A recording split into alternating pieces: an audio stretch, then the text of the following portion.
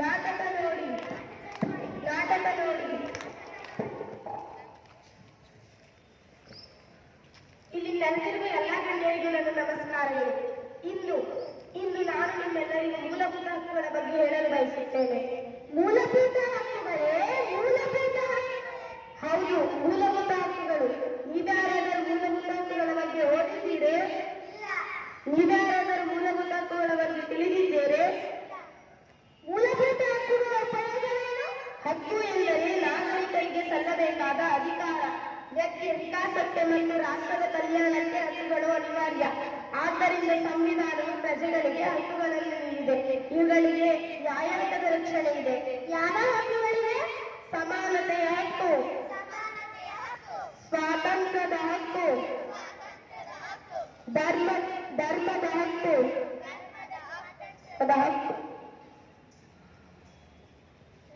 ಶೋಷಣೆಯ ವಿರುದ್ಧದ ಹಕ್ಕು, ಸಾಂಸ್ಕೃತಿಕ ಮತ್ತು ಶೈಕ್ಷಣಿಕದ ಹಕ್ಕು,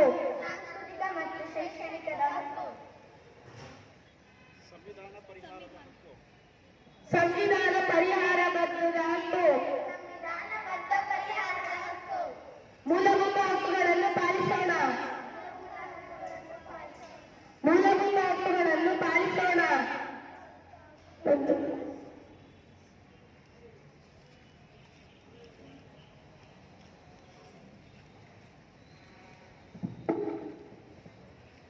ಸಮಾನತೆಯ ಹಕ್ಕು.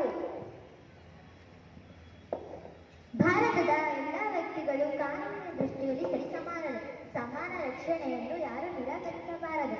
ಯಾರೇ ಆಗಲಿ ಕಾನೂನಿಗಿಂತ ದೊಡ್ಡವರಿಲ್ಲ. ಧರ್ಮ, ಜಾತಿ, ಲಿಂಗ ಅಥವಾ ಜನ್ಮಸ್ಥಾನದ ಆಧಾರದ ಮೇಲೆ ತಾರತಮ್ಯ ಮಾಡಲು ನಿಷೇಧಿಸಲಾಗಿದೆ. ಇವುಗಳ ಮೇಲೆ ಪಕ್ಷಪಾತ ಮಾಡದೆ ಎಲ್ಲರಿಗೂ ಸಮಾನತೆಯನ್ನು ನೀಡಿದೆ. ಸ್ವಾತಂತ್ರ್ಯದ ಹಕ್ಕು. ಸಂವಿಧಾನವು ಪ್ರತಿಯೊಬ್ಬರಿಗೂ ಸ್ವಾತಂತ್ರ್ಯದ ಹಕ್ಕನ್ನು ನೀಡಿದೆ. ಉದಾಹರಣೆ, ಮಾತನಾಡುವ ಸ್ವಾತಂತ್ರ್ಯ, ಶಾಂತಿಯುತವಾಗಿ ಸಭೆ ಸೇರುವುದು, ಸಂಘ ಸಂಸ್ಥೆಗಳ ಸ್ಥಾಪಿಸುವ ಸ್ವಾತಂತ್ರ್ಯ, ದೇಶದ ಎಲ್ಲ ಕಡೆಗಳಲ್ಲಿ ಸಂಚರಿಸುವುದು ಹಾಗೂ ವಾಸಿಸುವುದು, ಯಾವುದೇ ವೃತ್ತಿ, ವ್ಯವಹಾರ, ವ್ಯಾಪಾರ ಮಾಡುವುದು. ಹೀಗೆ ಸ್ವಾತಂತ್ರ್ಯ ಹಕ್ಕನ್ನು ಸಂವಿಧಾನ ನೀಡಿದೆ. ಶೋಷಣೆಯ ವಿರುದ್ಧದ ಹಕ್ಕು. ಬಡವರು, ಮಹಿಳೆಯರು, ಮಕ್ಕಳು ಮತ್ತು ದುರ್ಬಲರನ್ನು ಶೋಷಣೆ ಮಾಡಬಾರದು. ಜಾತಿ, ಮತ, ಪಂಥ, ಲಿಂಗದ ಆಧಾರದ ಮೇಲೆ ಶೋಷಣೆ ಮಾಡುವಂತಿಲ್ಲ.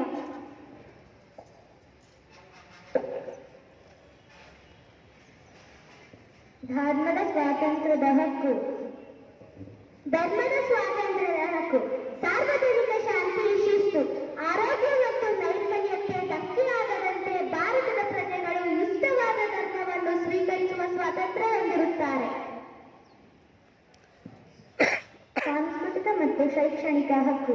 ಸಾಂಸ್ಕೃತಿಕ ಮತ್ತು ಶೈಕ್ಷಣಿಕ ಹಕ್ಕು. ಯಾವುದೇ ಜನರು ತಮ್ಮ ಭಾಷೆ, ಲಿಪಿ, ಸಂಸ್ಕೃತಿಯನ್ನು ರಕ್ಷಿಸುವ ಹಕ್ಕು ಪಡೆದಿರುತ್ತಾರೆ. ಅಲ್ಪಸಂಖ್ಯಾತರಿಗೆ ವಿದ್ಯಾಸಂಸ್ಥೆಯನ್ನು ಸ್ಥಾಪಿಸಿ ನಡೆಸುವ ಹಕ್ಕು ಇದೆ. ಸಂವಿಧಾನಬದ್ಧ ಪರಿಹಾರದ ಹಕ್ಕು. ಸಂವಿಧಾನಬದ್ಧ ಪರಿಹಾರ ಹಕ್ಕು ಮೂಲಭೂತ ಹಕ್ಕುಗಳು ಉಲ್ಲಂಘನೆಯಾಗದಾಗ ನಾಗರಿಕರನ್ನು ನ್ಯಾಯಾಲಯಕ್ಕೆ ದೂರು ಸಲ್ಲಿಸಲು ಅವಕಾಶ ಇದೆ. ಈ ಹಕ್ಕನ್ನು ಸಂವಿಧಾನಾತ್ಮಕ ಪರಿಹಾರ ಕ್ರಮಗಳ ಹಕ್ಕು ಎನ್ನುತ್ತಾರೆ.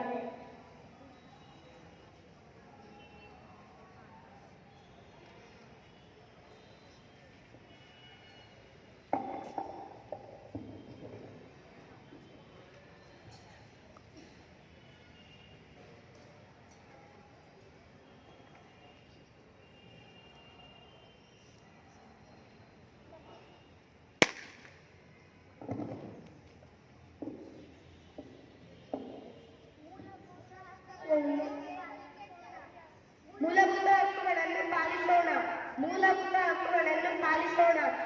5 ಬೆರಳು ಕೂಡಿ ಒಂದು ಮುಷ್ಟಿಯು, ಹಲವು ಮಂದಿ ಸೇರಿ ಸಮಷ್ಟಿಯು, ಬೇರೆ ಬೇರೆ ಒಕ್ಕಲು ಒಂದೇ ತಾಯಿ ಮಕ್ಕಳು, ಬೇರೆ ಬೇರೆ ಒಕ್ಕಲು ಒಂದೇ ತಾಯಿ ಮಕ್ಕಳು, ಕೂಡಿ ಹಾಡಿದಾಗ ಗೆಲುವು ಗೀತೆಗೆ, ಭರತ ಮಾತೆಗೆ, ಭರತ ಮಾತೆಗೆ.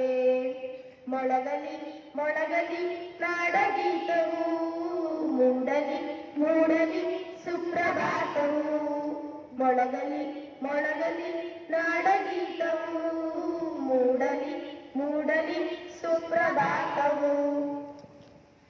2002ರಲ್ಲಿ ಶಿಕ್ಷಣವು ಒಂದು ಹಕ್ಕು ಎಂದು ಪರಿಗಣಿಸಿದೆ. ಇದರ ಪ್ರಕಾರ 6ರಿಂದ 14 ವಯಸ್ಸಿನ ಮಕ್ಕಳು ಉಚಿತ ಮತ್ತು ಕಡ್ಡಾಯ ಶಿಕ್ಷಣ ಪಡೆಯಲೇಬೇಕು. ಉಚಿತ ಮತ್ತು ಕಡ್ಡಾಯ ಶಿಕ್ಷಣ ಪಡೆಯಲೇಬೇಕು. ಉಚಿತ ಮತ್ತು ಕಡ್ಡಾಯ ಶಿಕ್ಷಣ ಪಡೆಯಲೇಬೇಕು. ಸಂವಿಧಾನದಲ್ಲಿ 11 ಮೂಲಭೂತ ಕರ್ತವ್ಯಗಳಿವೆ. ರಾಷ್ಟ್ರಧ್ವಜ, ರಾಷ್ಟ್ರಗೀತೆ ಸಂವಿಧಾನವನ್ನು ಗೌರವಿಸುವುದು.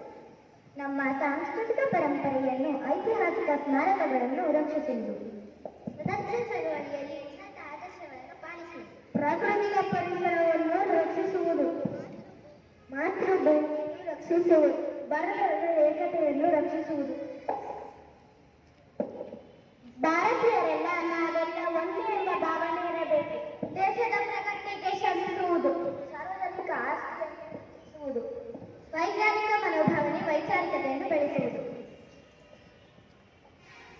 ನಿಮ್ಮೆಲ್ಲರಿಗೂ ಮೂಲಭೂತ ಹಕ್ಕುಗಳ ಬಗ್ಗೆ ಅರಿವಾಯಿತೆ? ಕರ್ತವ್ಯಗಳು ಎಂದರೆ ವ್ಯಕ್ತಿಯು ತನ್ನ ದೇಶಕ್ಕೆ ಮಾಡಬೇಕಾದ ಹೊಣೆಗಾರಿಕೆ. ನಾವೆಲ್ಲರೂ ಭಾರತೀಯರು. ಮೂಲಭೂತ ಹಕ್ಕುಗಳನ್ನು ಮತ್ತು ಕರ್ತವ್ಯಗಳನ್ನು ಪಾಲಿಸುತ್ತೇವೆ. ನಾವೆಲ್ಲರೂ ಭಾರತೀಯರು. ಮೂಲಭೂತ ಹಕ್ಕುಗಳನ್ನು ಮತ್ತು ಕರ್ತವ್ಯಗಳನ್ನು ಪಾಲಿಸುತ್ತೇವೆ.